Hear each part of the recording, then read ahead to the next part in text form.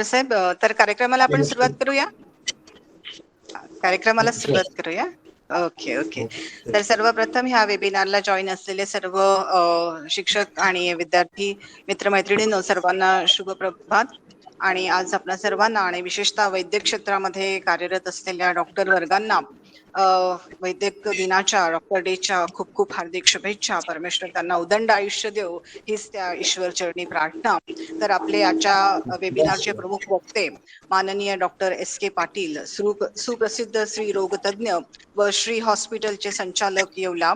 कार्यक्रमाचे अध्यक्ष माननीय डॉक्टर भाऊसाहेब गमे, उपप्राचार्य प्राध्यापक शिवाजी गायकवाड, शैक्षणिक पर्यवेक्षक डॉक्टर अरुण वनारसे, प्राध्यापक वैभव सोनावणे, तांत्रिक सहाय्यक doctor Gautam Kolte, doctor Bagul sir आणि माझे सर्व विद्यार्थी मित्रमैत्रिणींनो, या वेबिनारला जॉईन असलेले सर्व आजी आणि माजी विद्यार्थी मित्रमैत्रिणींनो, प्रथमतः मी आपल्या सर्वांचं महात्मा गांधी विद्या मंदिर संचलित कला व वाणिज्य महाविद्यालय येवला यांच्या वतीने मनपूर्वक हार्दिक स्वागत करते.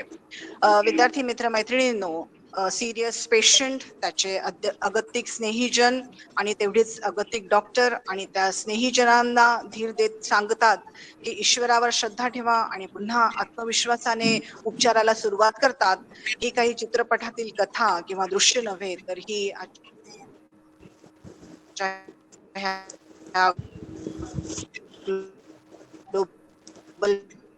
पॅन्डेमिक काळातली वास्तव परिस्थिती आहे. आपल्या कठीण काळामध्ये आपल्याला ईश्वरासमान वाटणारे आणि आपल्यासाठी मान धावून येणारे डॉक्टर हे आपल्या जीवनामध्ये फार मोठा चमत्कार करीत असतात आणि त्यांच्या प्रती ऋण व्यक्त करण्याचा हा दिवस आहे. आणि म्हणूनच आपण ह्या वेबिनारचं आयोजन या ठिकाणी केलेलं आहे. आजच्या कार्यक्रमाचं प्रास्ताविक करण्यासाठी मी आमच्या महाविद्यालयाचे हिंदी विभागाचे प्राध्यापक के बच्छाव सर यांना या ठिकाणी, प्राध्यापक के बच्छाव सर कार्यक्रमाचं प्रास्ताविक करण्यासाठी.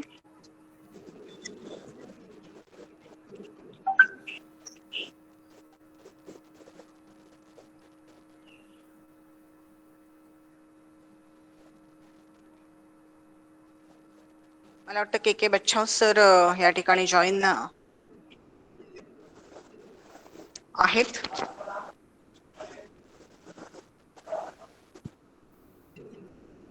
बाटली ठेवतो ना मॅडम, कंटेनर. हॅलो, हा येतोय सर, येतो, बोला बोला. येतोय का? हो हो बोला. येतोय ना मॅडम आवाज?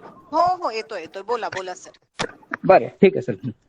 महात्मा गांधी विद्या मंदिर संचलित कला व वाणिज्य महाविद्यालय येवला यांच्या वतीने आयोजित 1 जुलै राष्ट्रीय डॉक्टर्स डे दिनानिमित्त आभासी पद्धतीने आयोजित या विशेष व्याख्यान आरोग्य विषयक जाणीव जागृती विषयावर मार्गदर्शन करण्यासाठी आपल्यामध्ये आज येवला शहर, तालुका व परिसरातील अतिशय सुप्रसिद्ध डॉक्टर, श्री रोगतज्ञ व श्री हॉस्पिटलचे संचालक डॉक्टर S.K. पाटील सर उपस्थित आहेत.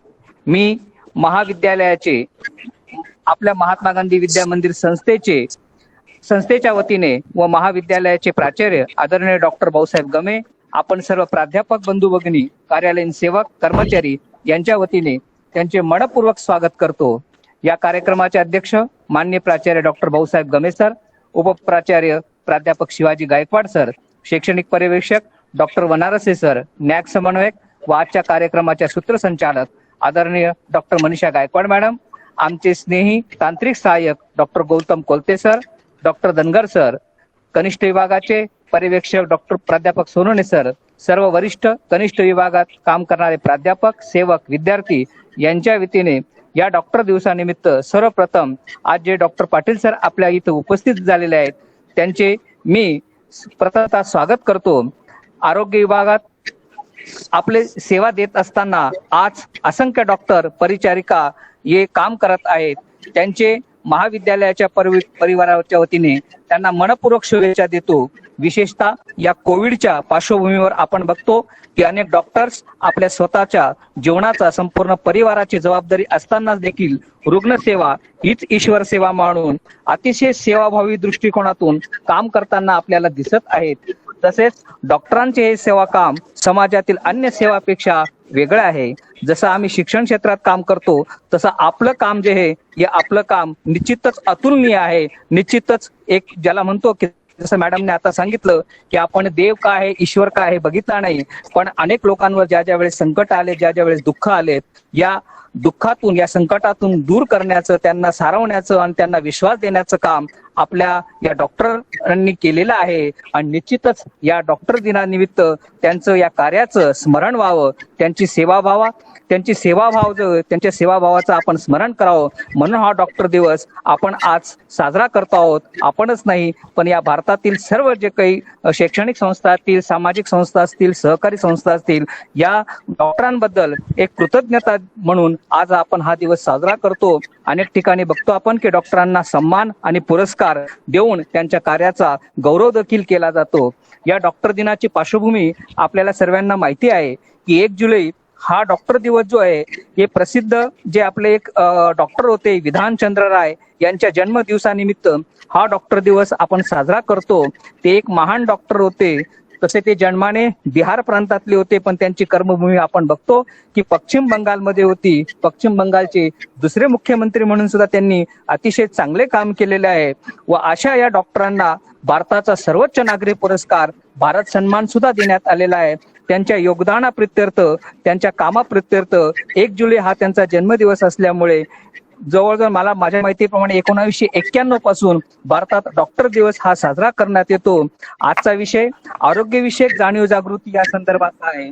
आणि या आरोग्य जाणीव जागृती संदर्भात आज आपल्याला डॉक्टर साहेब मार्गदर्शन करणार आहेत.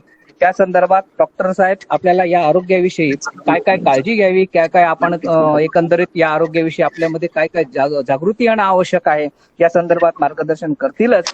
त्या संदर्भात आपण पुन्हा एकदा महाविद्यालयाच्या वतीने, संस्थेच्या वतीने, मान्य प्राचार्यांच्या वतीने, आपल्या सर्वांच्या वतीने त्यांचे मनपूर्वक स्वागत करतो. आणि आजच्या या कार्यक्रमाचं प्रास्ताविक इथं मी थांबवतो. धन्यवाद. धन्यवाद सर. निश्चितच अतुलनीय असं हे डॉक्टर लोकांचं कॉन्ट्रीब्युशन आहे. आणि डॉक्टर साहेबांच्या माहितीसाठी मला या ठिकाणी एक गोष्ट नमूद करावीशी वाटते, ती म्हणजे आमची महात्मा गांधी विद्या मंदिर ही जी शिक्षण संस्था आहे, ही महाराष्ट्रातील अग्रगण्य शिक्षण संस्था आहे. आणि ह्या शिक्षण संस्थेतर्फे महिला तक्रार निवारण समिती त्या ठिकाणी चालवली जाते.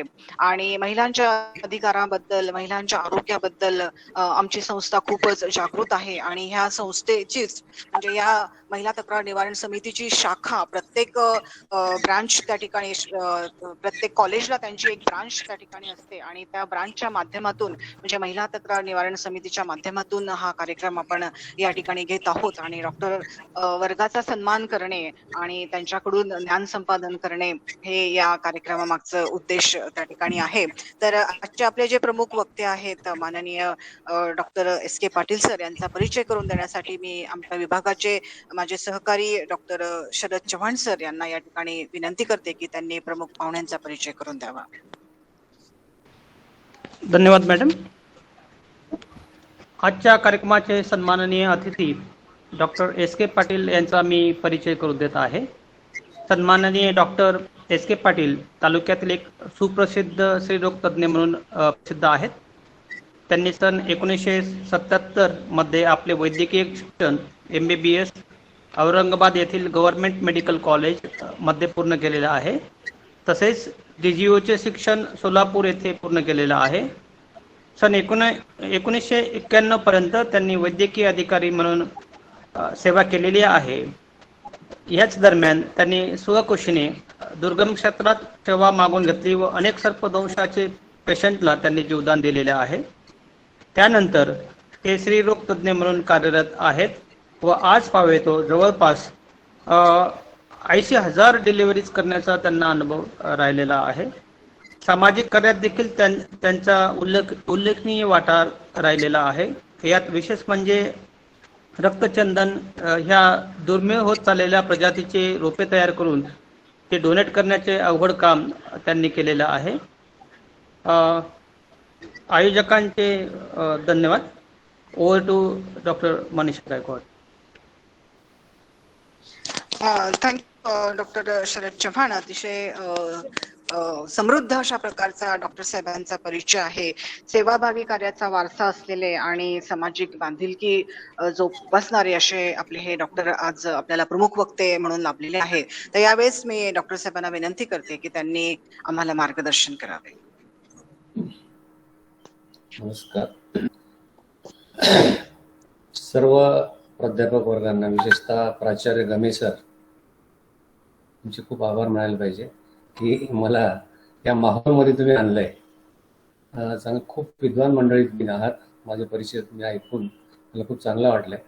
आणि विशेष म्हणजे डॉक्टरांसाठी तुम्ही, डॉक्टरांची कृतज्ञता व्यक्त करण्यासाठी तुम्ही हा दिवस साजरा करताय हे ऐकून तर मला आणखी अंतकरण भरून आलंय. विशेषतः तुमची संस्था जी स्त्रियांची तक्रार निवारण समिती आहे, त्यांनी यात सहभाग जास्त घेतला हे ऐकून आणखी मला बरं वाटलं. सगळ्यांचे मी आभार व्यक्त करतो. डॉक्टर रॉय यांच्या स्मृतीसाठी हा दिवस साजरा केला जातो आणि ती फार मोठी व्यक्ती होती. त्यांचंच कार्य, त्यांनी ठरवून दिलेले तत्व इतर डॉक्टरांनी चालवावेत हा यातला मुख्य उद्देश. त्यांची आठवण व्हावी त्यांच्या कार्याची आणि त्या पद्धतीचं काम आपण करावं यासाठी हा दिवस साजरा केला जातो. आणि मला पहिल्या दिवशी जेव्हा गमे सरांचा फोन आला तेव्हा खूप खूप आनंद झाला की सरांनी मला या दिवसाची आठवण करून दिली. तसा 1 जुलै हा दिवस पाठच असतो, परंतु 8 दिवस अगोदर सरांनी सांगितलं की सर तुम्हाला याच्यावर बोलावं लागेल. खूप छान वाटलं सर, थँक्यू व्हेरी मच. धन्यवाद तुम्हाला. आणि आता आपण डॉक्टर्स डे बद्दल आपण बोलायचं ठरवलं तर बऱ्याचदा डॉक्टरांबद्दल बोलायची कोणाला इच्छा होते की डॉक्टर होणं किती अवघड, डॉक्टर त्याबद्दल मी बोलणार नाही, सगळ्यांना माहित आहे. दुसरी गोष्ट डॉक्टरांचं कार्य काय आहे त्याच्यावर पण जास्त मी बोलणार नाही, ते सगळ्यांना बहुशब्दच आहे ते. तिसरी गोष्ट आत्ताची चालू आहे की डॉक्टरांना देव मानतो, डॉक्टरांचे खूप आभार मानतो, परंतु ती शतकानुशतके जी म्हण चालत आलेली आहे, गरज सर्व वैद्य मरो, ही म्हण फक्त गरज सर्व वैद्य मरो इथपर्यंत होती. आता या काळात मी पाहतो गरज सर्व वैद्य ठोको मारो हा पण कार्यक्रम चालू केलेला आहे. तर या वास्तविक असं व्हायलाच नाही पाहिजे.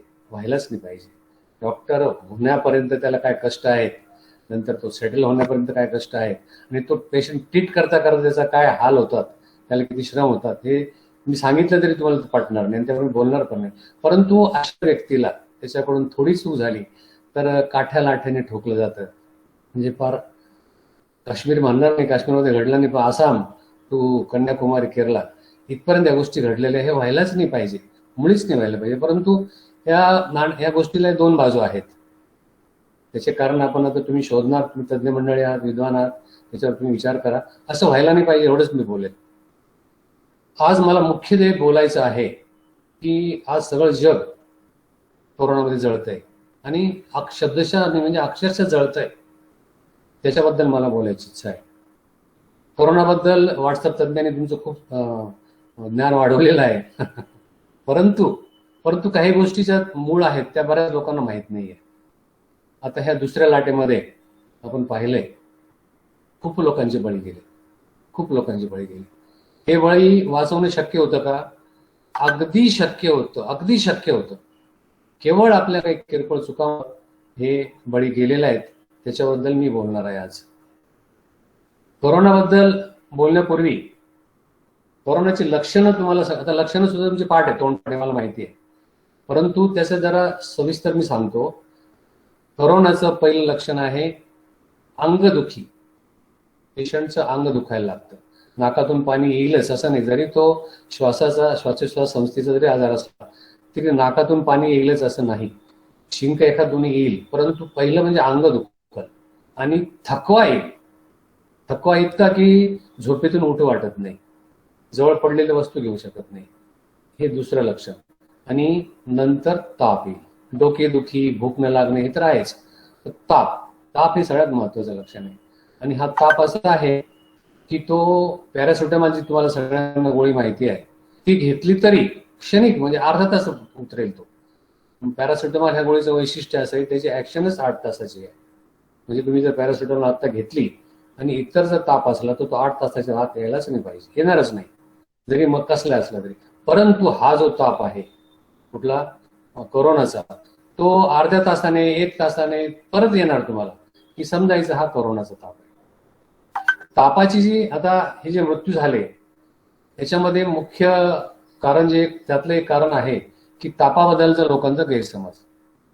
ताप जे गेले त्या सगळ्यांना ताप आला, परंतु ताप माझा हा मलेरियाचा ताप असेल, डेंग्यूचा ताप असेल, असलं काहीतरी बोलायचं, चिकनगुन्याचा असेल. आणि नाही नाही करोना, मला काय करोना होतो, असल्या वेळा म्हणजे त्यांची समजापायी त्यांचे मृत्यू झालेले आहे. तर जाता जाता मी तुम्हाला थोडक्यात चिकनगुनिया म्हणजे काय, चिकनगुनियाचा कसा ताप असतो. चिकनगुनियाचा जरी ताप आला तरी त्या माणसाचे सांधे सुजतील, सांधे दुखतील, पहिल्यांदा सांधे सुजतील. सांध्यावर सूज तुम्हाला दिसली समजून हा चिकनगुनिया आहे, परंतु बऱ्याचदा त्याची ट्रीटमेंट सारखीच असते. नंतर डेंग्यू बद्दल, आणि मला डेंग्यू झाला किंवा डेंग्यू असेल, डेंग्यूचा ताप असेल, नुसता तो पेशंटच नाही, डॉक्टर पण होतात बरेचसे. परंतु डेंग्यूचा एक सगळ्यात महत्वाचं, त्याला आम्ही कार्डिनल म्हणजे मुख्य लक्षण म्हणतो, ते म्हणजे त्या अंगावर, पेशंटच्या अंगावर थोडेतरी पुरळ आले पाहिजे. कुठतरी पोटरीवर दिसेल, हातावर दिसेल, चेहऱ्यावर दिसेल, पुरळ आलं समजायचा हा डेंग्यूचा ताप आहे, तो असू शकतो. मग तुम्ही कोरोनाकडे दुर्लक्ष करा, डेंग्यूचे उपचार घ्या. किंवा तिसरा ताप जो कॉमन आहे आपल्याकडं, मलेरिया. मलेरियाचं जे कार्डिनल जे लक्षण आहे, जे थंडी, थडथडून हा शब्द आहे ना, रायगर्स त्याला म्हणतो आम्ही, थडथडून थंडी येते. थंडी आल्यानंतर ताप भरतो, ताप भरल्यानंतर घाम शब्द फार महत्वाचा आहे. मलेरियाच्या तापामध्ये थंडी आणि घाम हे दोन शब्द आले, अशा गोष्टी घडल्या, तुम्ही समजू शकता की हा मलेरियाचा ताप असेल, तो डॉक्टर त्याचे उपचार करा. परंतु हे माहीत नसल्यामुळं मला याचा ताप असेल, त्याचा ताप असेल, करोना मला होणारच नाही, का बरं होणार नाही, मी करून बाहेर जातच नाही, मी वस्तीवरच राहतो आणि 8 दिवसात माझा कोणा संपर्क नाही, अशी काही भ्रामक कल्पना करून घेतात आणि त्याला आपल्याला तोंड द्यावं लागतं. मग पुढच्या गोष्टी फार वाईट घडतात. म्हणून या करोनाच्या आणि त्याच्या अनुषंगाने जे इतर ताप आहेत, मुख्य आपल्याकडे साथी येतात, त्याच्याबद्दल मी तुम्हाला सांगितलं. आणि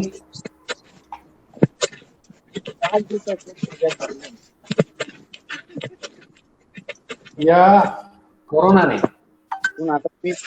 जे आता बळी घेतले, ते बळी कुणाचे जास्त, कुठल्या लोकांना हा कोरोना घेऊनच गेला, बऱ्याच लोकांना. त्यातलं मुख्य म्हणजे तुम्ही आतापर्यंत जे ऐकलेलं आहे पारंपरिक किंवा पुस्तकात म्हणून गेले का डॉक्टरांनी चर्चा करते, ती आहे की ब्लड प्रेशर, त्यांना डायबिटीज, ओल्ड एज. पण फक्त हे नाही, तुम्हाला आश्चर्य वाटेल, ओल्ड एज, डायबिटीज आणि ब्लड प्रेशरचे लोक कमी या लाटेमध्ये मेले.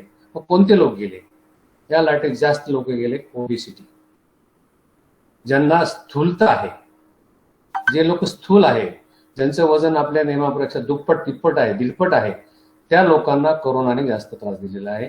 त्याचे का ओबेसिटीने गेले त्याच्यावर आता संशोधन चालू आहे, त्याचं रिझल्ट पण येतील. परंतु मुख्य कारण म्हणजे ओबेस, स्थूल, लठ्ठ या माणसाने जर ताप आला तर पहिलं सावध व्हायचं, अजिबात दुर्लक्ष करायचं नाही. हे मुख्य कारण आहे ओबेसिटी. बाकीचे कारण तुम्हाला ते पेपरमध्ये सगळीकडे ऐकलेलं आहे तुम्ही. परंतु आता या लाटेत जे घडलं ना, ते तुम्हाला सांगतो, ओबेसिटीने सगळ्यात जास्त लोक गेले.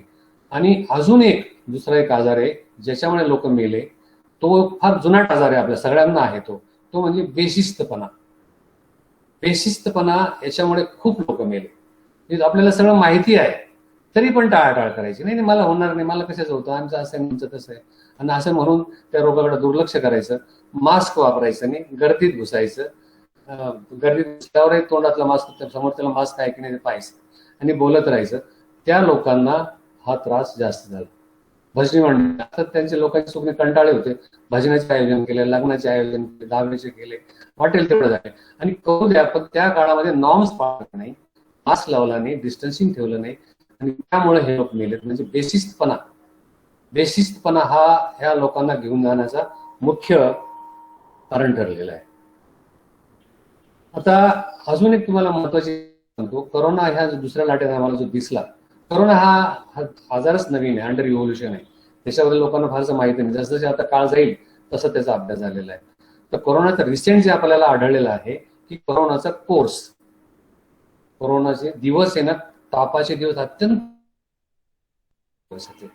म्हणजे जर ताप आला, कोर्स आहे 10 दिवसाचा, 10 दिवसापर्यंत आपण लक्ष ठेवायचं. किंवा आपल्या नातेवाईकाला, आपल्या मित्राला, आपल्या जवळच्या कोणाला की तुला ताप येतो, कधीपासून येतो, हा शब्द फार महत्वाचा. कारण त्याचं असं आहे जर पहिल्या 3 ते 4 दिवसात उपचार मिळाले, कोरोनाचा पेशंट मरूच शकत नाही. पहिल्या 3 दिवसात जर उपचार मिळाले, तो ओबेज असो, किती बेसिस लागणार असो, तो डायबिटीस असो, हायपरटेन्सिव्ह असो किंवा ओल्ड एज असो, आपण 95 वर्षाचे लोक कोरोनात जगलेले आहेत.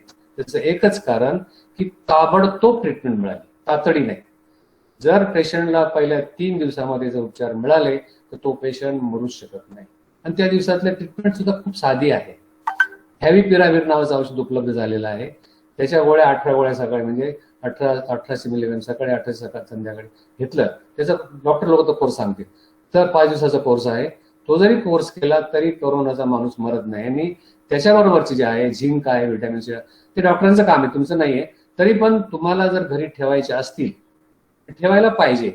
झिंकची गोळी, व्हिटॅमिन सी ची गोळी आणि व्हिटॅमिन डी ची गोळी, या 3 गोळ्या फार महत्वाच्या आहेत. जर तुम्ही कायम जरी घेतल्या तरी प्रतिकारशक्ती वाढते. परंतु पहिल्या 3 दिवसामध्ये जर त्याला फॅव्हिपिराव्हिर मिळालं तर तो पेशंट मरूच शकत नाही. पण एवढं करू नये. समजा आता त्याला फॅव्हिपिराव्हिर दिली आहे, परंतु तो ओबेज आहे, त्याला डायबिटीस फार वाढलेला आहे, त्यामुळे अशा माणसाला कधी कधी डिसीज पुढे जातो आणि मग त्याचा ऑक्सिजन जो आहे तो कमी होतो. ऑक्सिजन कमी झाला तरच त्याला रेमडेसिवीर द्यावं लागतं. रेमडेसिवीरची जी तुम्ही चर्चा ऐकता, त्याचे ब्लॅकमेलिंग ऐकता, त्याच्या अनेक गोष्टी ऐकता. एक जे रेमडेसिवीरची किंमत ती 2 ते 3 हजार, 60 हजारपर्यंत विकले गेले, 1 लाखापर्यंत. त्याच्या मागे पडायची गरजच नव्हती.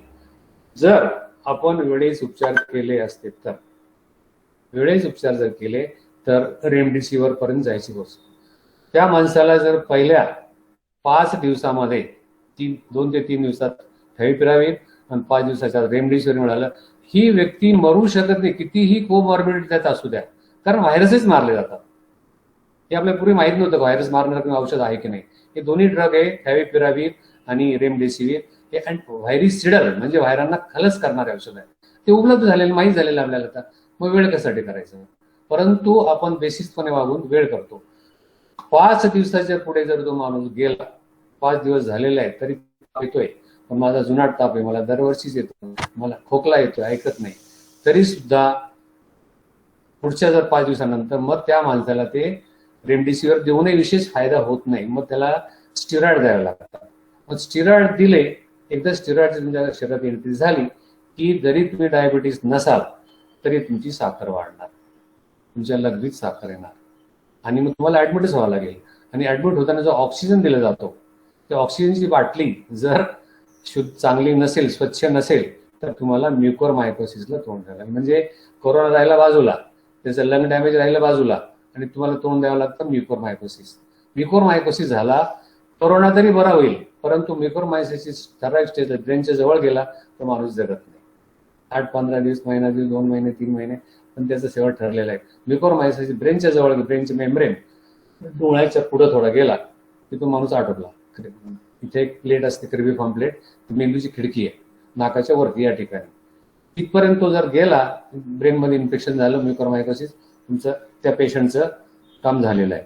म्हणून हा जो कोर्स आहे, पेशंट डिसीजचा कोर्स, हा तुम्ही सगळ्यांनी लक्षात ठेवायचा आहे की पहिले 3 दिवसात उपचार, तातडीने उपचार करायचे, पुढे माणसाचं घडेल. तर समजा कोरोना योगायोगाने होऊनच गेला, बऱ्याच लोकांना, आपल्याला सगळ्यांना होऊन पण गेलेलं आहे, पण त्याने पुढं कसं वागायचं? तर पुढं त्या माणसाने कोरोना साधारण 1 महिनाभर त्याचे जंतू आपल्यात असतात. जे डायबिटीस आहे, हायपरटेन्सिव्ह आहे, ओल्ड एज आहे, जे याला ससेप्टिबल लोक आहेत, त्या लोकांनी 1 महिनाभर मीठ आणि बिटाडी याच्या गुळण्या करतच राहायच्या सकाळ संध्याकाळ. का? कोणाकोणासाठी बोललो मी?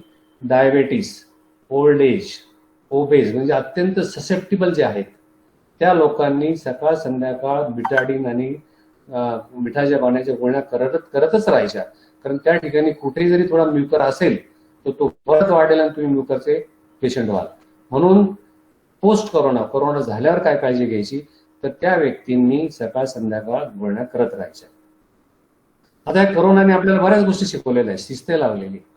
मी एक तुम्हाला सल्ला देईल, कोरोनाने जी शिकवलं ते प्रत्येक घरामध्ये काही उपकरणं, काही गोष्टी असणं आवश्यक आहे. त्यातलं पहिलं म्हणजे तुमच्या प्रत्येकाच्या घरात, ज्याला शक्य आहे त्याला त्याने बिटाडीनची एक बाटली ठेवायलाच पाहिजे. बिटाडीन, जसं पूर्वी यांना आपल्या घरामध्ये आयोडीन राहायचं, आयोडीन की कुठे जखम झाली ते लावायचं, तसं बिटाडीन हे जखमीवर चालणारं औषध आहे. पण त्याचा असा शोध लागला की Betadine immediately kills the virus, immediately kills the corona virus, Betadine. म्हणून एक बिटाडीनची बाटली घरात ठेवणं गरजेचं आहे. नंतर तापाचं मोजमाप करणारं थर्मामीटर ते पण घरात असणं आवश्यक आहे. आणि दुसरी एक महागाची वस्तू आहे, समजा हे जे ऑक्सिजन मोजतं, ज्यांना शक्य आहे त्यांनी एक 600-700 रुपयाचं औषध आहे ते, त्याने पण आपलं, कारण आपल्याला आता करोना सगळं राहायचंय, करोना सगळं जगायचंय. म्हणून या 3 वस्तू आपण घरात ठेवायला पाहिजे. त्याबरोबर जर शक्य झालं तर तुम्हाला मी सांगितलंय त्या गोळ्या, व्हिटॅमिन D3 दिसत असेल का नाही मला, व्हिटॅमिन D3चे एक पाकिट घरात ठेवायचं.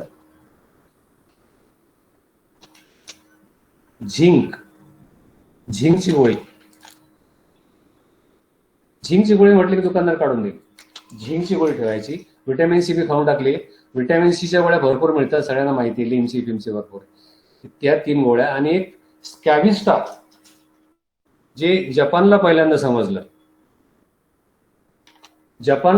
समजलं की स्कॅव्हिस्टा गोळी ही कोरोनाला मारते काही प्रमाणात, म्हणून स्कॅव्हिस्टा म्हणून आहे. आयव्हरमेक्टिनचं नाव आहे. ती गोळी, एक 4 वस्तू आपल्या घरात पाहिजे.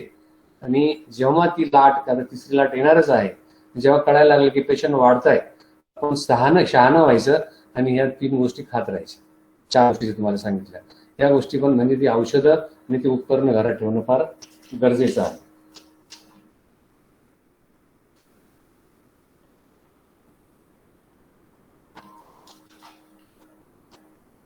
मला काय लेक्चर द्यायची सवय नसल्यामुळे मी असे चालू माझं पाहून सांगतोय सगळं तुम्हाला. मुद्दे सुटून गेलं पाहिजे. करोनाच्या टेस्ट बद्दल बरंचसं बोललं जातं. टेस्ट, कोरोनाची कुठली टेस्ट करावी, कुठली नाही. माझ्या समोर एक सेंटर आहे, स्कॅनिंग सेंटर. त्या ठिकाणी दिवसभर इतकी गर्दी राहायची, प्रचंड गर्दी. आणि लोक HRCT, तुम्ही शब्द ऐकला असेल, फुफ्फुसाची स्कॅन, त्याला म्हणतात HRCT. ही टेस्ट एक महागडी आहे आणि खूप त्रासदायक आहे. एक HRCT तुम्ही जर केलं तर 70 एक्सरे केल्यावर जे तुमच्या शरीरावर मारा होतो रेचा, एक्सरेचा, इतका मारा तुमच्या प्रत्येक पेशंटच्या शरीरावर होतो. आणि म्हणून ती तशी टेस्ट घातक पण आहे. ती कधी करायची ते तुम्हाला सांगतो मी. HRCTच्या मुळेच मागे लागायचं नाही. दुसरी टेस्ट तुम्ही शब्द ऐकला असेल तर RT-PCR गरज नाही. पहिली प्राथमिक टेस्ट आहे रॅपिड अँटीजेन.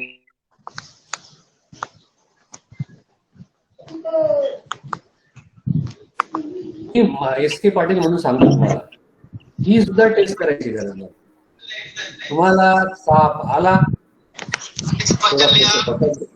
घसा दुखतोय, तातडीने गोळ्या सुरू करा. गोळ्या सुरू केला, 3ऱ्या दिवशी ताप होतो, कुठली टेस्ट करायची गरज नाही. त्याच्या गोळ्या सुरू करायच्या अगोदर महत्वाचं जे आहे तर बिटाडीन. बालू म्हणून विद्यार्थी, माईक म्यूट करा. बालू नावाचा विद्यार्थी, माईक म्यूट. बिटाडीन आणि पाणी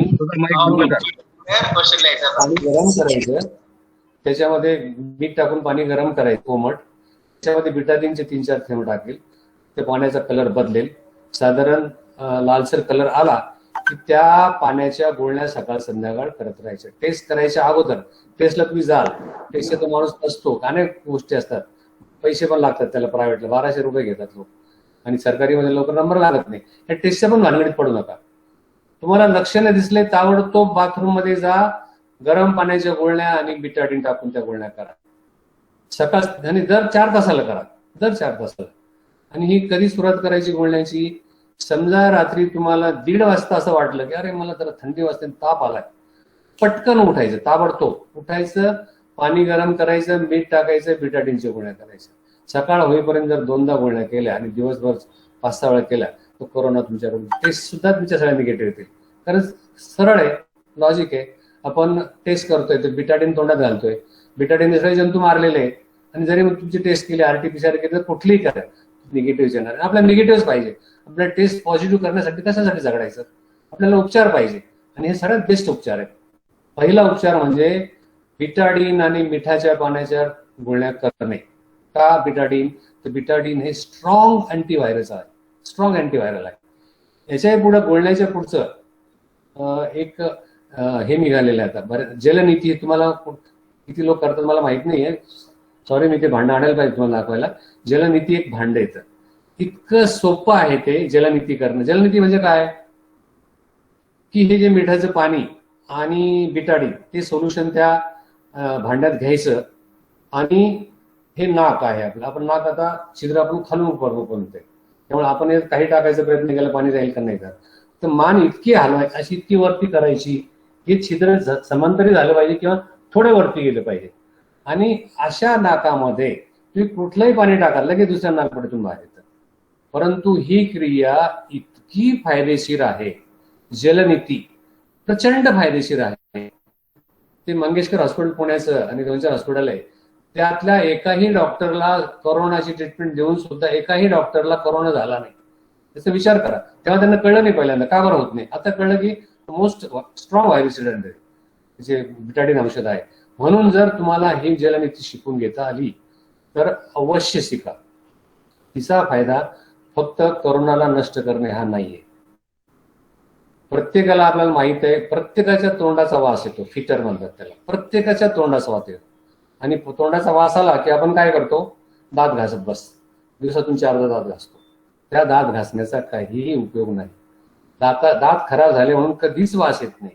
वास येतो तो घशामध्ये, घशाच्या तिथं जिभेच्या वर, जीभ सुद्धा नाही, घशाच्या वर घाण असते आणि ती नाकाच्या पाठीमाग असते.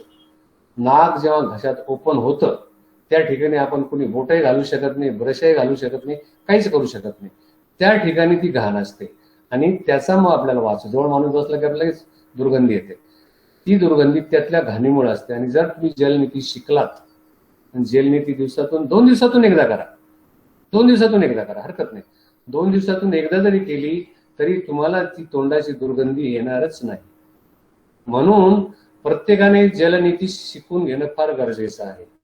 आपल्या भारतामध्ये जलनीतीचं फार फार फार स्तुती गायलेली आहे, पण आपण नुसतं वाचतो, ऐकून सोडून देतो आणि त्या करण्याच्या फंदात पडत नाही. एका दिवशी प्रयत्न केला, हसका जातो, काहीतरी होतो आणि मग नको नको नको फार वाईट आहे. नाही, अत्यंत सोपं आहे. खरं म्हणजे जलनीतीचं तुम्हाला करून पण दाखवलंय त्यांनी, अति वेळ नाहीये, परंतु फार सोपी आहे, अतिशय सोपी आहे. जलनीती जरी तुम्ही केली तरी पुष्कळचे आजार, नुसते कोरोनाच द्या, श्वसनाचे आजार, पोटाचे आजार, कारण जे आपलं एंट्री जी आहे अन्नाची आणि जंतूची, ती नाक आणि तोंड आहे. तिथे जर तुम्ही जलनीती करून तिथं जर ते खलास करून टाकले, तुम्हाला आजार व्हायचं कारणच काय, कुठलंच होणार नाही.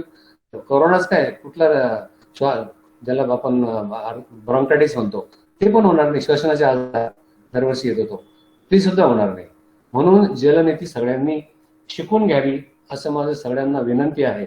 आजच्या या डॉक्टर दिनाच्या निमित्त जर तुम्ही तुमच्या त्या निम्म्या लोकांनी जरी जलनीती केली, शिकून घेतली, तर मला खूप खूप खूप आनंद होईल.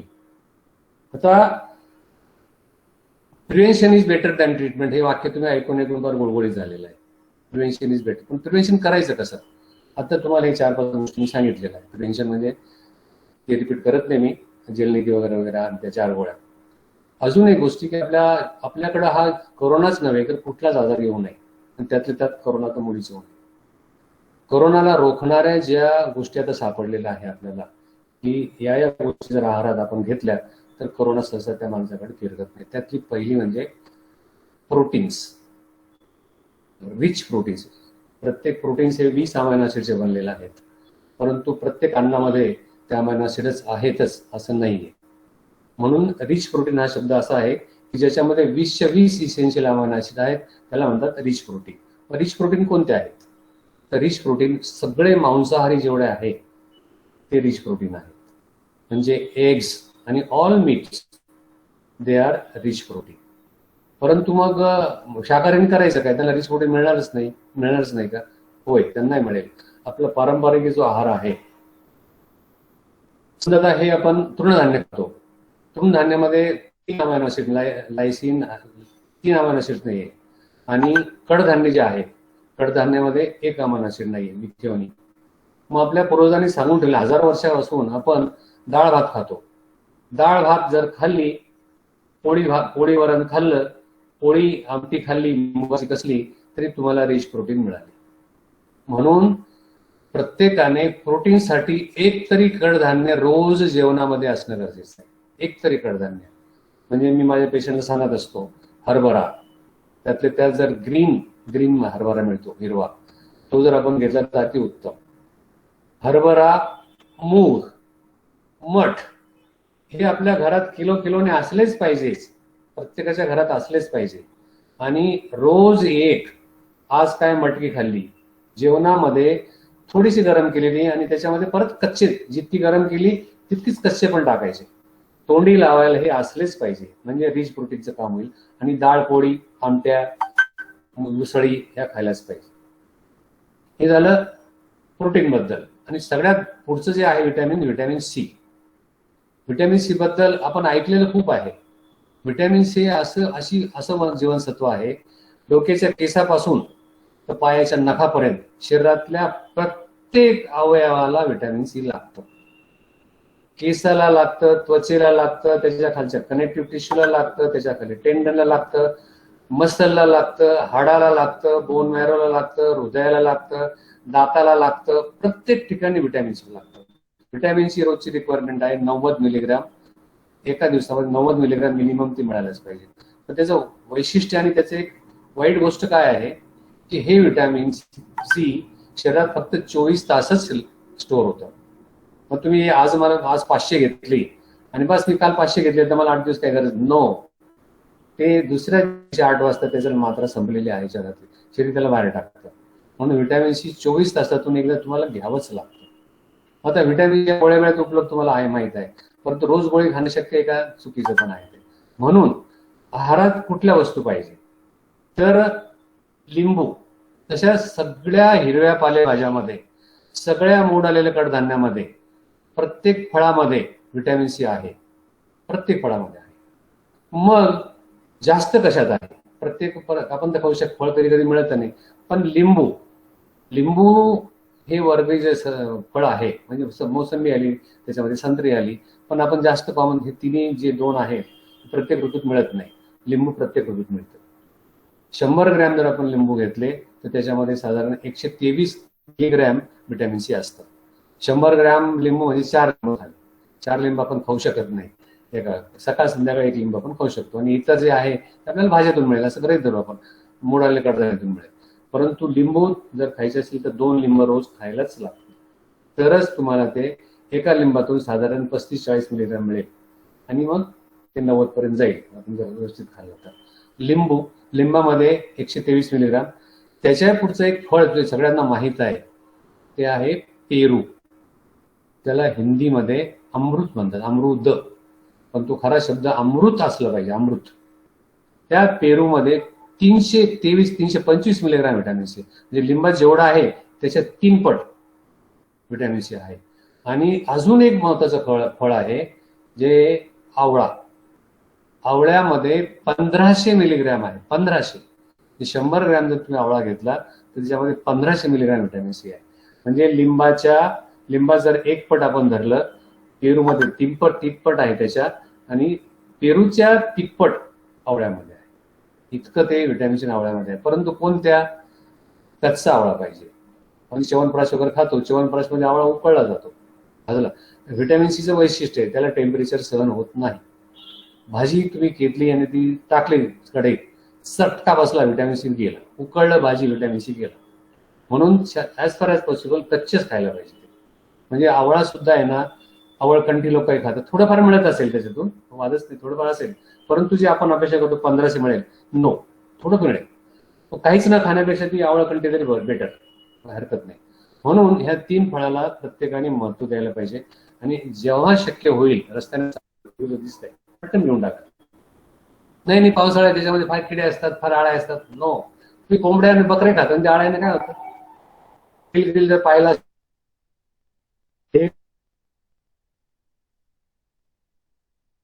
तुम्ही जेव्हा एखाद्या ठिकाणी अडकला, जंगलात अडकला, समुद्रात अडकला, डोंगरावर अडकला, तर कसं जगायचं शिकवतो. त्या ठिकाणी सगळ्या प्रकारचे आळा आहे तो लार्वे जे आहेत ना ते खातोच. मग ह्या त्या पेरूतल्या लार्वे गेली पोटात, वांग्यातली लार्वे गेली इकडे, भेंडीतली गेली पोटात, तुम्हाला न्यूट्रिशनच मिळणार नाही. बिलकुल घाबरायचं नाही. माझे एक मित्र आहेत अशोक लाला कोळघर, ते आहेत शेती कृषी अधिकारी होते इथं, फार जवळचे मित्र आणि खूप चांगला माणूस आहे. ते म्हणतात की मी जेव्हा जातो बाजार करायला तेव्हा जी सगळ्यात किडलेल्या भाज्या असतील त्या मी घेतो. मला खूप आवडलं, ते खूप आवडलं. त्यांचं म्हणणं असं आहे की किडलेल्या भाज्यामध्ये काय असेल ते आळी असेल. मग आता जे इन्सेक्टिसाइड, ते झाड उगवायच्या आधीपासून जे सुरू होतं त्याच्यावरती मारा, इन्सेक्टिसाइड हा खरोखर त्रासदायकच आहे. इन्सेक्टिसाइडने ओव्हरडोस झाला तर कॅन्सर होण्याची शक्यता असतेच, इतर आजार होतात. ते इन्सेक्टिसाइड जर तुम्हाला फळातून टाळायचं असेल तर आमचा अशोक कुळधरांचा सल्ला तुम्ही ऐका आणि आम्ही ते पाळतो. जिथं जास्त किडलेलं आहे त्या वस्तू घ्यायच्या. कारण काय, ते आळाही जर मारू शकत नाही ते इन्सेक्टिसाइड, तर मला काय मारणार आहे.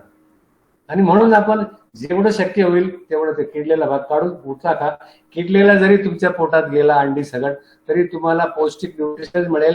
मांसाहारी लोकांना, शाकाहारीला माफ करा, त्यांच्याबद्दल मी बोलत नाही, पण बिलकुल घाबरायचं काम नाहीये.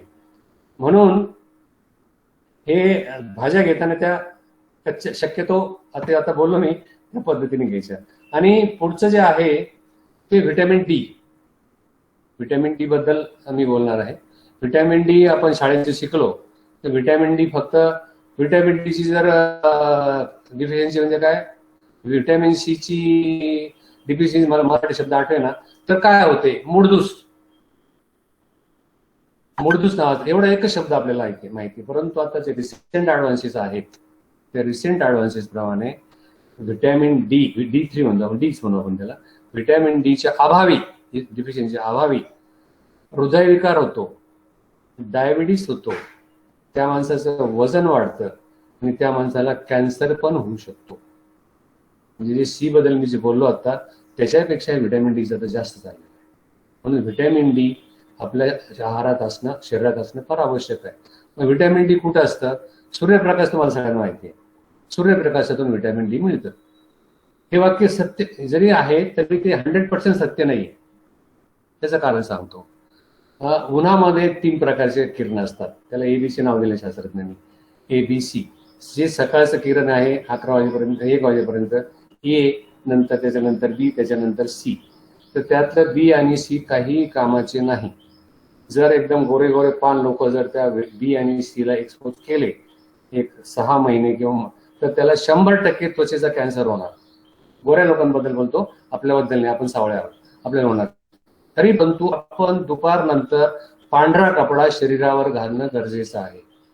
जाता जाता एक आरोग्य दिवसच आहे म्हणून त्याबद्दल एक लाईन तुम्हाला बोलतो. ज्या शेतात काम करणारे ज्यांना आहे त्यांनी पांढरा कपडा शक्यतो त्वचेवर घालावा, म्हणजे त्वचेचे जे सूर्यकिरणामुळे जे आजार आहे ते होणार नाही. तर व्हिटॅमिन डी कोणी तयार होतं, व्हिटॅमिन डी फक्त वेव्हलेंथ 290 ते 320 म्हणजे 30च नॅनोमीटरची जी वेव्हलेंथ आहे, ती जर ते किरण जर तुमच्या शरीरावर पडले तरच व्हिटॅमिन डी तयार होतं. मग ते किरण केव्हा असतात, सकाळचे 11 ते 1. ध्यानात कसं ठेवायचं, एक आकडा ध्यानात ठेवायचा. 11 पासून 1 वाजेपर्यंत जे किरण आहे सूर्यकिरण त्याच्यामध्येच ती वेव्हलेंथ आहे आणि ते जर त्वचेवर पडले तर व्हिटॅमिन डी तयार होतं. मग ते किती वेळ जायचं, फक्त 15 ते 20 मिनिट. 15 ते 20 मिनिट सगळे कपडे काढून पाठी, पोट वरती, मांड्या वगैरे त्याच्यावर जर एक 15 मिनिट ते सूर्यकिरण पडले 11 ते 1च्या काळातले, तर तुम्हाला एक 3 दिवसाचा डोस मिळाला व्हिटॅमिन डीचा. म्हणून 3 दिवसातून एक पुन्हा 3 दिवस म्हणजे आठवड्यातून जर तुम्ही 2दा-3दा 15-15 मिनिट 20 मिनिट व्हिटॅमिन डी 11 ते सूर्यप्रकाश 11 ते 1 घेतला तरी तुमचं व्हिटॅमिन डीचं काम होईल. आणि फार महत्वाची गोष्ट तुम्हाला मिळेल, अन्नामध्ये पण व्हिटॅमिन डी आहे, मासे आहेत, मांसाहारीमध्ये व्हिटॅमिन डी जास्त आहे, त्यातूनही तुम्ही घेऊ शकता. परंतु जी सगळ्यात सोपी, उपलब्ध आणि फ्री ऑफ कॉस्ट आहे ती घ्यायला काहीच हरकत नाही. पण 11 ते 1 अननेसेसरी सकाळीच घुमून घेत बसलं काही फायदेशीर फायदा नाही, दुपारनंतर उन्हात गेले काही फायदा नाही. म्हणून व्हिटॅमिन डी याच्याबद्दल सुद्धा आपण जागरूक राहायला पाहिजे. तर आहाराबद्दल मी सांगितलेलं आहे. तर हे सगळं प्रिव्हेन्शन पण आपल्याला या पद्धतीने करता येईल. आणि अजून काही आहाराबद्दल कोणाला विचारायचं असेल तर विचारू शकता, परंतु मला वाटतं वेळ माझा झालेला असावा.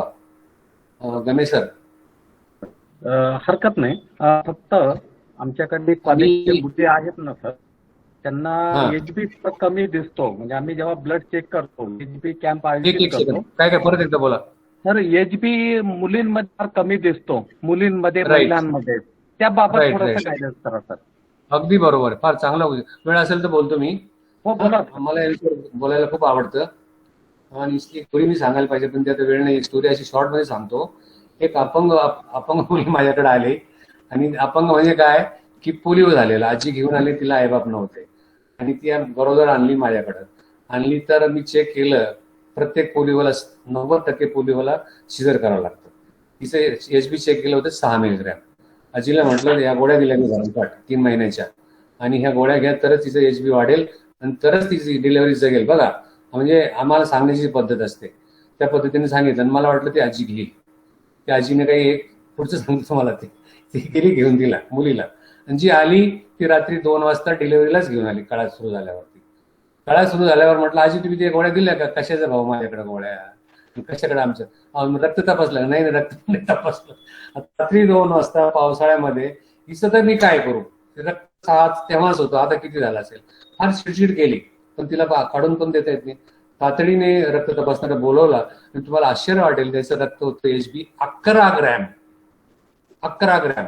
ज्या मुलीने एकही गोळी घेतली नाही तिचं रक्त होतं. आणि प्रेग्नन्सी आहे जिच्यामध्ये हिमोग्लोबिनची आयर्नची आवश्यकता वाढते, त्या मुलीचं 11 वर गेलं. मी म्हटलं आजी तुमचे पाय दाखवा मला. तिला कसं काय, तुम्ही काय केलं, काय औषध, काय खाऊ घातलं? आणि भाऊ आमच्याकडे काय आहे, तिला आई ना बाप, नवरात्री नांदवीत नाही, ते कोणी लक्ष देत नाही. मी काय केलं, 1 किलोभर खारीक घेतली आणि तिच्याकडे दिलं की बाई ही रात्री खारीक भिजत टाकायचं जा, सकाळी ते दुधे पिऊन टाकायचं आणि खारीक खायची. नंतर आम्हाला एक माहिती मिळाली की बाजरीची भाकरी ती चांगली असते. तर त्या बाजरीची भाकरी भाजताना तिचं तव्यावरती गरम झाली की तिचं पोट, आजीने जे सांगितले तुम्हाला सांगतो हा, हे गुरुचं ऐकायलाच पाहिजे, ते सगळ्यात मोठे गुरु आहेत ते. तर तिचं पोट फोडायचं पापुडा, आणि त्याच्यामध्ये तेल ओतायचं, आणि तेल ओतलं ती काढून ठेवायची बाजरी. आणि भाकरी संपल्या स्वयंपाक की गुळाचा मोठा खडा घ्यायचा, आणि ती बाजरीची भाकरी कुस्करायची आणि तिचा मलिदा करायचा, आणि तिच्याबरोबर लसणाची चटणी खायचीच. बघा ते आजी, आता लसणाची चटणी जुलाम नाही होणार का? लसणाचं काही सांग बाबा, लसणाची चटणी खाल्ली तरच भूक लागेल. चटणी बघा तुम्ही, लसणाची चटणी खाल्ली तरच तुम्हाला भूक लागेल. आणि ऍक्च्युली तुम्हाला सायंटिस्ट सगळे शिक्षक मंडळी आहात, विद्यार्थी, तुम्हाला लसणामध्ये लसूण जर खाल्ला तर हृदयविकार होत नाही. आणि जी चटणी आहे, चटणी मिरची, त्या मिरचीमुळे सगळे पाचकरस तयारच होतात, पण तिच्यामध्ये अँटीऑक्सिडंट असतं, आणि तिच्यामुळे सुद्धा आपल्याला बरेचसे आजार होत नाही. म्हणजे काय मिरची साधायचं नाही, परंतु जेवढी आवश्यक आहे ती मिरची खायलाच पाहिजे. तर ती मिरची तिने, ती बाजरीची भाकरीचा मलिदा आणि ती लसणाची चटणी तिने खाल्ली 2 वेळेला, आणि बस एकही गोळी घेतली नाही. तू जे इंजेक्शन दिलं होतं तेवढंच इंजेक्शन तिला दिलं, एकही गोळी खाल्ली नाही, आणि तिला असं झालं. त्या मुलीची डिलिव्हरी खालून झाली. आणि तो दिवसापासून मला असं वाटलं की देवाने ज्या बाईला मला भेटायला पाठवलं. तुम्हाला सांगतो. म्हणून सरांनी जो प्रश्न केला की एचबी वाढण्यासाठी काय करायचं, तर एचबी मध्ये जे विष पदार्थ आहेत त्यात ते जे तृणधान्य आहे त्याच्यामधलं आहे बाजरी. बाजरीमध्ये आयर्न खूप आहे, म्हणून बाजरी आवश्यक आहे. ज्वारीमध्ये अजिबात नाही, ज्वारी खाणाऱ्यांचं एचबी कमी होणार. गव्हामध्ये आयर्न आहे. हे झालं तृणधान्याबद्दल. सगळे जे कडधान्य आहेत त्या प्रत्येकामध्ये थोड्या थोड्या प्रमाणामध्ये आहे. आता जास्त आयर्न कशात आहे त्याचे पण आपल्याला माहित पाहिजे. तर जे आता मी सांगितलं खारीक, जे आजीने मला दाखवून दिलं, खारकीमध्ये आयर्न आहे. आणि तुमचं प्रत्येक हिरवी पालेभाजी, प्रत्येक, म्हणजे मेथीची भाजी असेल, आंबाड्याची भाजी असेल, आम्ही वावरामध्ये पाथरी उठते, पाथरी, आणि आमची आजी आणि पाथरी कोणाला माहिती नसेल, ते गवत म्हणून समजलं जातं, जनावर खातात, परंतु ती पाथरीमध्ये सुद्धा खूप रिच आयर्न येते. आणि मग पालक वगैरे जेवढ्या हिरव्या भाज्या आहेत तर त्याच्यामध्ये पालक आहे. आपण जास्त जोर बीटला देतो, बीटमध्ये आहे, पण पालकाच्या निम्मच आहे. जर तुम्ही हिरव्या भाज्या खायला शिकल्या तर तुम्हाला आयर्न डिफिशियन्सी कधी होणार नाही. आयर्न डिफिशियन्सी आहार कसा असावा, त्याच्यातले फक्त 25% फक्त पिष्टमय पदार्थ असावे, 25% प्रोटीन असावे, 10% तेल असावं आणि उरलेले 40% हे सॅलड म्हणू आपण इंग्रजीमध्ये, कोशिंबीर. त्या कोशिंबीरमध्ये आपण काय म्हणतो, काकडी, दही, टमाटर जास्तीत जास्त झाली कोशिंबीर. नो, त्याच्यामध्ये प्रत्येक भाजी म्हणजे कोबी असेल, फ्लॉवर असेल, हिरवं जे जे दिसलं तुम्हाला ते कापायचं आणि ते त्या कोशिंबीरमध्ये टाकायचं. नाही घरात दही, तर तुम्ही हे कच्चे जरी खाल्ले गवतासारखे तरी 40% गोष्टी तुम्हाला या हिरव्या आणि कच्च्या पालेभाज्या आहारामध्ये रोज पाहिजे, तर तुम्हाला कुठलंच दुखणं होणार, कुठलंच नाही. सगळ्या व्हिटॅमिन्स मिळतील, सगळ्या गोष्टी, अँटीऑक्सिडंट मिळतील, सगळे मिळेल. परंतु हे आपण कोशिंबीर किती खातो, एक चमचा वाढले फार फार फार फार मला घासा दुखतो त्याने, मला लगेच खोकला होतो दह्याने. नो, हा एक अतिशय चुकीचा आणि मूर्खपणाचा समज आहे की दह्याने मला खोकला येतो, दह्याने मला ऍसिडिटी होते. चुकीचं आहे. दह्यामध्ये लॅक्टोबॅसिलाई आहे, आपले मित्र जंतू. ते लॅक्टोबॅसिलाई जर आपल्या शरीरात गेले आणि रोज जर तुम्ही घेतले दही, तर त्या माणसाला पोटाचा विकार व्हायचंच काम नाही. दही आणि ताक. आता दह्यामध्ये लोणी पण असतं, मग लोण्याने काही लोकांना जास्त फॅट मिळतील आणि मग ओबेसिटी वाढेल. बरोबर आहे, मग तुम्ही त्याचं ताक करा. 1 ग्लास ताक सकाळी, 1 ग्लास ताक संध्याकाळी, तुम्हाला सगळं मिळालं, दुधातले सगळे गुणधर्म, काही गरज नाही. म्हणून ताक घेणं गरजेचं आहे, पोट चांगलं राहील. अजून बऱ्याच पेरूचं आपण मी ऐकलं, लिंबू आणि पेरू मी जेव्हा नको नको मला त्यांनी खोकला येतो, मला सगळ्यात चुकीचा समज आहे. काही समज नाही. हे जे आपण आपले जे गैरसमज आहेत ना, ते पण काढून टाकायला पाहिजे. जे हेल्दी फूड आपल्याला समजलं ते खायचं म्हणजे खायचं, त्याने त्रास होतो की तर डोक्यातून काढून टाकायचं. म्हणून जर तुम्हाला हिमोग्लोबिन कमी जाऊ नये असं वाटत असेल तर हिरव्या पालेभाज्या रोज आहारात घ्यायला पाहिजे. आणि प्रोटीन्स, हिमोग्लोबिन हे जे बनलेलं आहे, हिम म्हणजे आयर्न आणि ग्लोबिन म्हणजे प्रोटीन. ग्लोबिन प्रोटीनचं नाव आहे. मग ग्लोबिन कशातून मिळेल तुम्हाला मी मागे सांगितलेलं आहे. सगळे कडधान्य, सगळ्या उसळी, कच्च्या उसळी आणि हिरव्या पालेभाज्या खाल्ल्या तर त्या माणसाला कधीही हिमोग्लोबिन कमी जाणार नाही. आणि बाकीचे आजार त्या आजीबाईचा आपल्याला अनुभव आपल्या पदरी आहेच सर. आणि गोळ्यानंतर, गोळ्याची गरज नाही ऍक्च्युली, पण जे लोक गोळ्या खात नाही, आहारांच्या जे चोचले आहे जास्त, त्या लोकांना आम्ही बळजबरीने त्या गोळ्या देतो, अशी गंमत. तर सर आणखी काय, तर समारोप करू का मग? हो सर. अजून काय विचारायचं? कोणाचा प्रश्न असेल तर खूपच सुंदर माहिती देताय सर तुम्ही. सर एक प्रश्न होता फक्त, पाटील सर, बच्चा सर बोलतो, एक प्रश्न होता सर. ते जलनीतीचं सांगितलं तुम्ही, अतिशय छान आहे ते, पण ते केव्हा करायचं नेमकं, म्हणजे संध्याकाळी केले चालतंय का? करेक्ट शब्द. हा, जर तुम्हाला ते रुटीन करायचं आहे तर सकाळी, हा त्याचा अप्रोप्रिएट आणि वेळ आहे संध्याकाळी. दिवसभर अनेक माणसं आपल्याला भेटले, अनेक लोक भेटले, सगळ्यांनी त्यांचे जंतू आपल्या घशात घासले, हा, आणि ते आपल्याला ते जर रात्रभर राहिले तर ते वाढतातच. सकाळी उठल्या थोबाडाला इतका घाण वास येतो, त्याचे कारणच ते. दिवसभरचे जंतू आपण घशात घेतले इतरांचे, त्यांना वागवलं 12 तास, झोपेत 8 तास, आणि मग ते त्रास देणारच आहे. म्हणून सगळ्यात बेस्ट वेळ आहे ती संध्याकाळी. संध्याकाळी झोपण्यापूर्वी जर तुम्हाला जलनीती करता आली तर त्यावेळेला करायची. जर तो विसरला, कंटाळा आला, तर उठल्या कमीत कमी संडासून जाऊन आल्यावरती जलनीती करायची. आणि आता करोनाने आम्हाला डॉक्टरांना असं शिकवलेलं आहे की मी उपडी काढली, हा, तर मी पहिल्यांदा आणि मला वाटलं की 3 पेशंट करोनाचे असू शकतात, तरी मी ती जलनीती करतो. आणि तुम्ही कधी करायचे, तुमच्या पेशंटचा काही संबंध नाही. तुम्ही मित्राचा आग्रह करून लग्नाला गेले, 10व्याला गेले, साखरपुड्याला गेले, गर्दीत जिथे गेले, किंवा मिसेने तुम्हाला पाठवत जावा आणि भाजी बाजारात पडायच्या थोडाला मास्क नव्हता आणि सगळे तसेच वावरत होते, तर त्या बाजारातून आल्यावर सुद्धा तुम्ही जलनीती केलं तर हे करोना फिरवणं आपल्याजवळ फिरकायचं नाही. म्हणून जेव्हा गर्दीचे संबंध येईल किंवा दिवसभरच्या याच्यानंतर आपण जलनीती करायला पाहिजे. जलनीती फार सोपी आहे.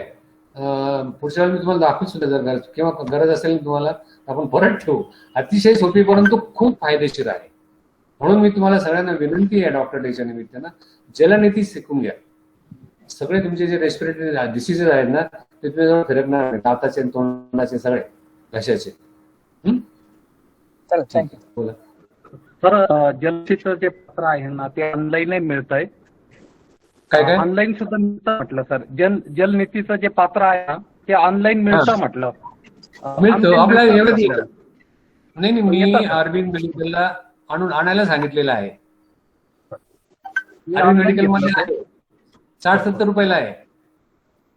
तुम्ही नेटवर बोलावं तर 150 रुपयाला आहे सर ते. हो, 169 रुपयाला आहे ते. 150 रुपयाला. परंतु आपल्या दुकानात गेला ते 70-80 रुपयाला आहे. अरविंद मेडिकलला जा, तिथे मिळतं ते. अरुण त्याला आणायला सांगितलं मी, खूप महाग, त्याला डिमांड येणार आहे म्हटलं, गरजेचं आहे तुम्ही ठेवा. आणि त्याने ठेवलेलं आहे अरविंद मेडिकलमध्ये. इतर मेडिकल आणतील जलनीती. भांडं प्रत्येकाने पाहिलं असेल ना ते? हो, बघितलं सर, पाहिलं. पाहिलं. ते फार साधं बाथरूममध्ये पडलंय माझं, दाखवलं असतं, वेळ जाईल त्याच्यामध्ये म्हणून सांगतो. नाही, आम्ही डेमॉन्स्ट्रेशन घेतलं होतं कॉलेजमध्ये. काय काय? सोनी साहेबांनी आपले सोनी पैठचे त्यांनी दाखवलं ते आम्हाला. सोनी पैठ बरोबर आहे. हा, बरं बरं. हा हा हा. त्याचं डेमॉन्स्ट्रेशन करून दाखवलं त्यांनी अच्छा, अच्छा. योगाच्या दिवशी. Okay okay okay. हा ठीक आहे, व्हेरी गुड व्हेरी गुड. मुलांना सांगा, मुलं फार लवकर करतात. हो सर. मुलांना फार लवकर जमतं.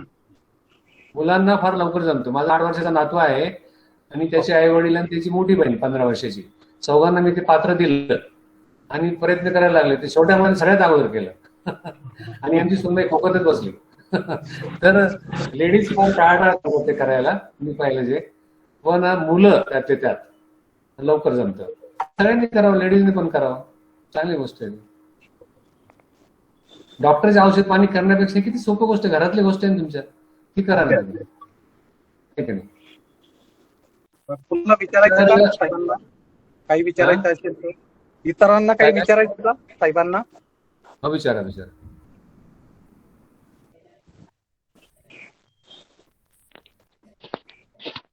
मॅडम काय विचारायचं? गायकवाड मॅडम. कोणाला काही प्रश्न असतील विचारता येतील यावेळेस? मला वाटतं नाही कोणाला काही प्रश्न तसे. तर आपण पुढे जाऊया. मी माझा समारोप करतो 2 मिनिटात, एका मिनिटात, म्हणजे बोलता पण येत नाही. तर आजच्या डॉक्टर डेच्या निमित्ताने तुम्ही जो हा प्रोग्राम घेतला तिचे स्तुत्य आहे. हा फक्त हे डॉक्टर जे आहेत फिजिशियन त्यांनीच नाही, तुमच्याकडे पण खूप डॉक्टर आहेत, मी पाहिलं आता ओळख करून घेताना. आणि जे डॉक्टर धनगर माझ्याकडे आले होते संत साहित्याचे, ते आहेत. नंतर एक डी सागर ही म्हणजे दिशाची सागर, ते सुद्धा इकॉनॉमिक्स मध्ये करतायत. ही फार आनंदाची गोष्ट आहे. मग त्यांना अभिनंदन आहे दोघांनाही. आणि अजूनही बच्चा डॉक्टर आहेत. तर सगळ्या डॉक्टरांचा सुद्धा मी हे करतो, काय म्हणतो त्याला, सत्कारच म्हणूया, आता शब्द आठवणं मला, सत्कार करतो. आणि अशाच पद्धतीने सगळे ज्ञान आपण वाटत राहावं असं मला वाटतं. मला इथं बोलावलं आणि बोलून मला यासाठी माझं सगळ्यांशी बोलवं वाटतं. का तर तुम्ही डॉक्टरला दुखणं झाल्यानंतर जाऊन त्याचे घर भरण्यापेक्षा तुमच्या घरात खूप गोष्टी आहेत त्या तुम्ही टाळू शकता. आणि दुसरं महत्वाची गोष्ट मी सांगतो तुम्हाला, की डॉक्टरकडे गेल्यावर जरी त्याला थोडाफार पैसा मिळत असला तरी तुम्हाला वाचवण्याची फार मोठी जबाबदारी असते. ती पण जबाबदारी ती त्या डॉक्टरांवरची कमी होईल. डॉक्टर डेच्या निमित्ताने जर सगळ्यांनी प्रत्येकाचा आहार सुधारला, आहाराबद्दल अजून 1-2 वाक्य मला बोला वाटतं सर. प्रत्येक जण आहे ना, ओबेसिटी का वाढली ओबेसिटी, तर प्रत्येक जण आपण जो बॅलन्स डाएट आहे ना त्यात पिष्टमय पदार्थ खूप घेतात. बिस्किट, ब्रेड, पोळ्या 4 एका वेळेला, नंतर ते पावभाजी, नंतर आता नवीन काय निघाले बर्गर खरबर काहीतरी आहे. तर हे सगळे पिष्टमय पदार्थ आहेत. आणि पिष्टमय पदार्थाची गरज किती आहे रोजची? फक्त 100 ग्रॅम, म्हणजे 2 पोळ्या फक्त. एका पोळीचं वजन असतं 50 ग्रॅम. आणि पिष्टमय पदार्थाची गरज आपल्या शरीराला दिवसभरची 100 ग्रॅम. आपण खातो 10 पट खातो ते. त्याचे दुष्परिणाम काय होतात? पिष्टमय पदार्थ पोटात गेलं की त्याची ग्लुकोज बनते. ग्लुकोज शरीरात गेलं की लिव्हर त्याला पहिलं ग्लायकोजन मध्ये कन्वर्ट करतं. ग्लायकोजनच्या पुढं ट्रायग्लिसराईडच्या पुढं कोलेस्ट्रॉल. म्हणजे एक्सेस जर आपण पिष्टमय पदार्थ घेतले तर आपल्याला डायबिटीस होतो, आपल्याला ब्लड प्रेशर होतो, आपल्याला ओबेसिटी आणि कॅन्सर पण होतो. म्हणून पिष्टमय पदार्थ आपल्याला जेवढे टाळता येतील तेवढे आपण टाळायला पाहिजे. तर मला सांगायचा उद्देश काय आहे की आहाराबद्दल जरी आपल्याला थोडीशी ज्ञान असलं आणि त्याच्या कोणत्या पदार्थात काय काय व्हिटॅमिन्स आहे आणि काय काय गोष्टी एवढं जरी आपण समजून घेतलं डॉक्टर डेच्या निमित्ताने, तुम्ही ते पाळायचं ठरवलं तरी तुम्हाला ऍपल सिनर डे ऐवजी कायमचा डॉक्टर दूर राहील. ऍपल घ्यायची सुद्धा गरज नाही, असं मला या डॉक्टर डेच्या निमित्ताने सांगावं वाटतं. आणि आपण सगळ्यांनी मला बोलावलं आणि तुम्हाला जे हे सत्कार केला त्याबद्दल सगळ्यांचे मनापासून आभार आहे. धन्यवाद. खूप खूप धन्यवाद सर. अतिशय मौलिक अशा प्रकारची माहिती आपण आम्हाला दिली आहे. आणि आपण जसं म्हटलं की आमचं जे ज्ञान आहे ते व्हॉट्सअप तज्ज्ञावरती आतापर्यंत आधारित होतं, परंतु तुम्ही अनेक प्रकारे आमचं ज्ञान या ठिकाणी अद्ययावत केलेलं आहे. आणि सर सुरुवातीलाच तुम्ही म्हटलात की गरज सेरो वैद्य मरो, आणि मला असं वाटतं ही एक सामाजिक विकृती आहे आणि डॉक्टर्स डेच्या निमित्ताने आम्ही त्याबद्दल खेद देखील व्यक्त करतो. आणि पुन्हा एकदा आपल्या प्रती आणि संपूर्ण डॉक्टर वर्गाच्या प्रती असलेला आदर आमचा आम्ही व्यक्त करतो. यावेळेस आपण अध्यक्षीय मनोगताकडे वळणार आहोत आणि आमच्या महाविद्यालयाचे प्राचार्य आणि आजच्या कार्यक्रमाचे अध्यक्ष डॉक्टर भाऊसाहेब गमे सर यांना मी विनंती करते की त्यांनी आपले अध्यक्षीय मनोगत व्यक्त करावं. धन्यवाद मॅडम. मी प्रथमतः माझे मार्गदर्शक आणि मराठी साहित्याचं आणि एकूणच ज्यांचं वाचन खूप प्रगल्भ आहे, ज्यांचं मार्गदर्शन आम्हाला नेहमी मिळत असतं, ते आमचे स्नेही डॉक्टर एस के पाटील सर यांचे विचार ऐकून आम्ही सगळेजण खूप भारावून गेलो आहोत. ते यासाठी की डॉक्टरांविषयी सर आम्हाला नक्कीच आदर आहे, पण आज जे काही समाजामध्ये जी काही विकृती वाढते आहे, सुरुवातीलाच तुम्ही जे सांगितलं ते अगदी वास्तव आहे की जो आपल्याला जीवदान देतो त्याच्या जीवावरती आज लोक उठत आहेत. आणि अनेक ठिकाणी ज्या घटना घडत आहेत या घटनांविषयी आम्ही नक्कीच निषेध व्यक्त करतो. आज डॉक्टर डेच्या तुम्हाला खूप खूप शुभेच्छा. तुम्ही जे काही काम करता आहात ते केवळ येवलेकरांना नाही तर संपूर्ण जिल्ह्यामध्ये महाराष्ट्रामध्ये तुमचं काम आहे. 80,000 डिलिव्हरी करणं ही सोपी गोष्ट नाहीये आणि त्यातून सामाजिक जे अनेक उपक्रम राबवता. एक साहेबांविषयीचा एक अनुभव सांगतो सगळ्यांना, आता जाहीर सांगायला हरकत नाही की साहेबांनी आपल्या महाविद्यालयाच्या पुढे झाडं लावलेली होते आणि 2017 साली आलं, त्यामुळे मी त्या जागेची लेवलिंग केली आणि तिथे पुढे जी झाडं आहेत तीच लावलेली होती एक महिन्यापूर्वी. आणि ती झाडं आपल्याकडलं म्हणजे ते उडवले गेले. तर मी पुन्हा आपलं ते आधी केले की हे सगळं तुम्ही केलं पण झाडं मात्र वाचली पाहिजे. आणि सर आता तुम्ही जाता येता बघत असाल तर ती झाडं खूप बहरून आलेली आहे. मला त्या झाडाकडे पाहिजे तर तुमची आठवण येते. आणि सर आता आम्ही आमच्या महाविद्यालयामध्ये आता एक 80 झाडं लावलेली आहेत, एक झाडं, आणि खूप सुंदर ती झाडं आलेली आहेत. तुम्हाला एकदा वेळ मिळाला की सर नक्की या, आम्हाला तुमचा सत्कार करायला नेहमीच आवडेल. आजच्या या कार्यक्रमासाठी तुम्ही खूप मौलिक वेळ दिला त्याबद्दल मी तुमच्याविषयी प्रथम कृतज्ञता व्यक्त करतो.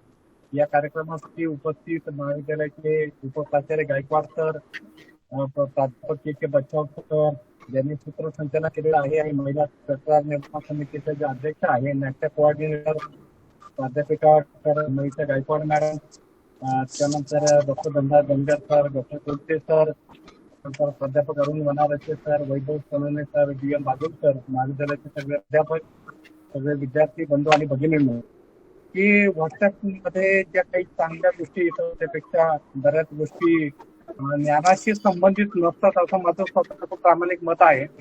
पण ते माहिती टाकणारे माणसं काही डॉक्टर नसतात किंवा त्यांना तेवढी माहिती नसते आणि कुठेतरी IQ गोष्टींच्या नुसार ती माहिती तयार केली जाते आणि ती पाठवली जाते.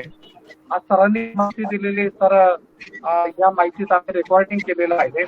कॉलेजचा युट्यूब चॅनल आहे आमचा, त्याच्यावरती आम्ही टाकणार आहोत आणि संपूर्ण महाराष्ट्रामध्ये हे विचार आम्ही पोहोचवणार की कोरोना झालाच नाही पाहिजे. आणि त्याच्यासाठी खूप साधे नियम तुम्ही घेतलेले आहेत आणि ते ऐकून मला सुद्धा खूप म्हणजे ऊर भरून आला की अरे हे लोकांना गोष्टी पोहोचायला पाहिजे.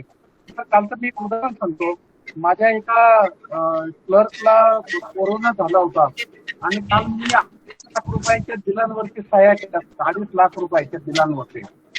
आता त्या व्यक्तीला शासनाकडे ते पैसे मिळतील काय मिळतील ती गोष्ट तुमची, पण त्यांना मी म्हणाल तुमच्या शरीरामध्ये एवढं रेमडेसिवीरचे 8 इंजेक्शन तुम्हाला दिलेले आहे, एवढं स्टेरॉइड तुमच्या शरीरामध्ये सोडलेलं आहे, तुमचे HR किती त्यांना 2दा करावे लागले आणि याची ते साईड इफेक्ट आहे म्हटलं.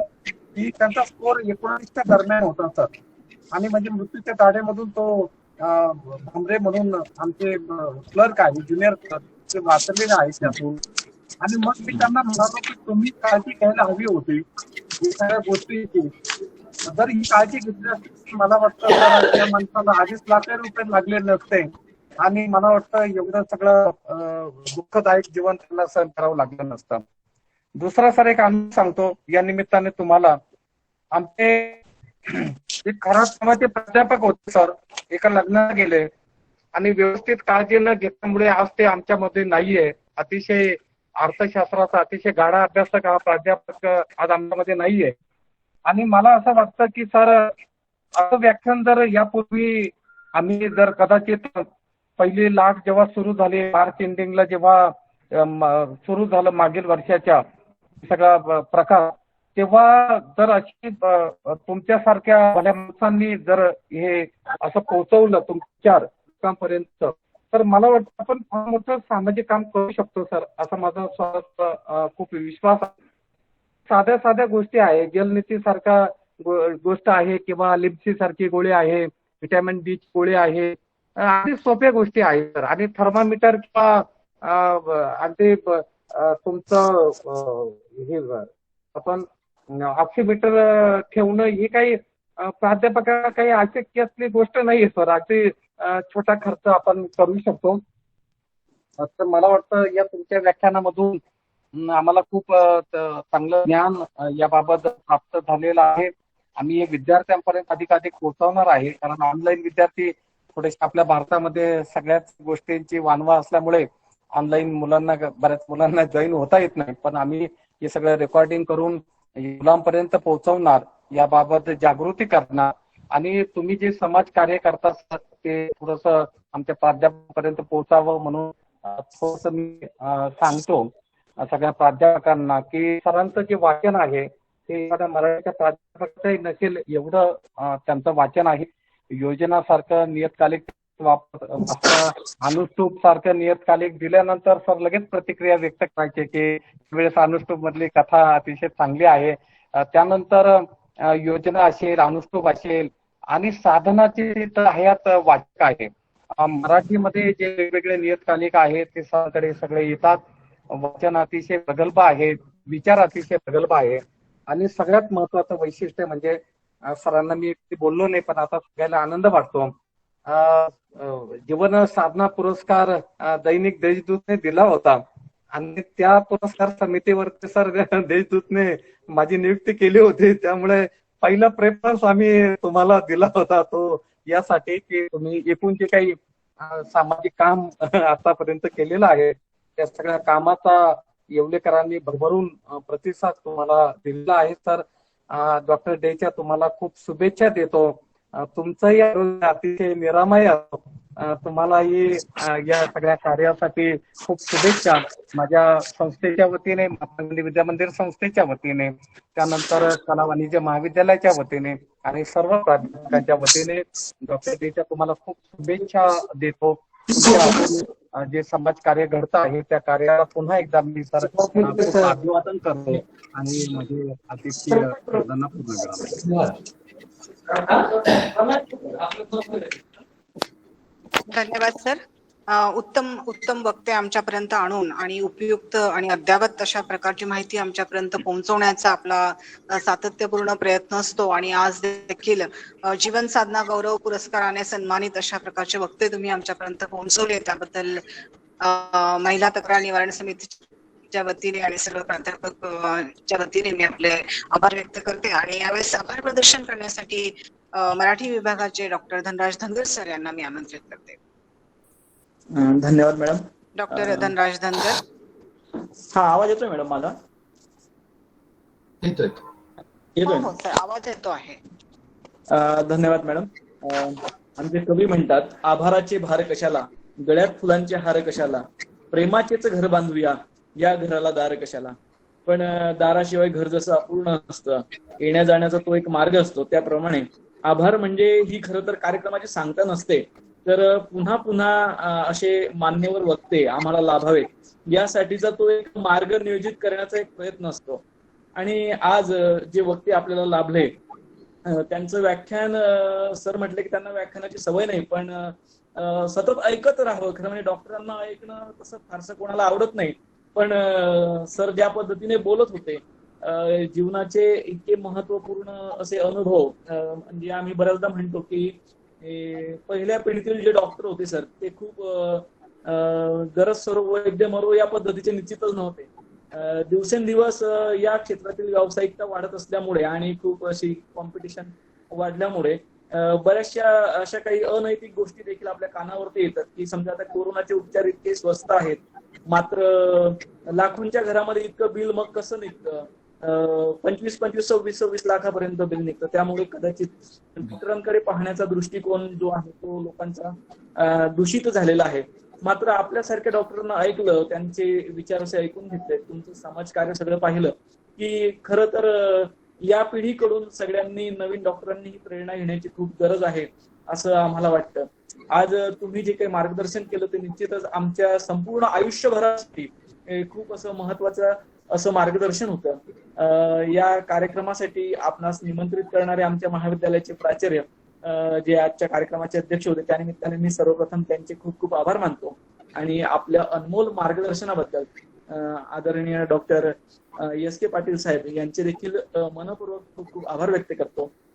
आमच्या महाविद्यालयाचे उपप्राचार्य आदरणीय शिवाजीराव गायकवाड सर, पर्यवेक्षक डॉक्टर अरुण वनारसे सर, प्रास्ताविक करणारे प्राध्यापक बच्छाव सर, परिचय करून देणारे डॉक्टर शरद चव्हाण, त्यानंतर आजच्या कार्यक्रमाचं सुंदर सूत्रसंचालन करणाऱ्या या कार्यक्रमाच्या संयोजिका आणि महिला तक्रार निवारण समिती व न्याक समन्वयक असलेल्या आदरणीय डॉक्टर मनीषा गायकवाड मॅडम यांचे देखील मनपूर्वक आभार व्यक्त करतो.